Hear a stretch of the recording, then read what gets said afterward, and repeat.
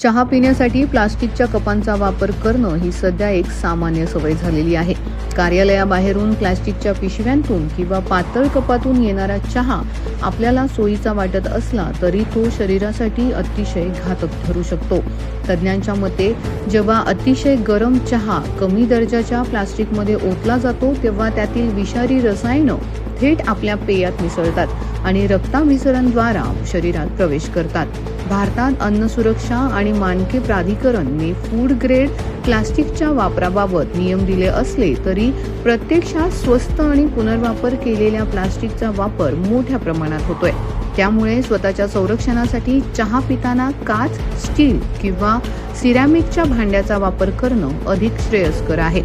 तसेच मातीची भांडी किंवा कुल्हड हे देखील आरोग्यासाठी सुरक्षित आणि उत्तम पर्याय मानले जातात. परिवर्तन न्यूज, आवाज जनतेचा.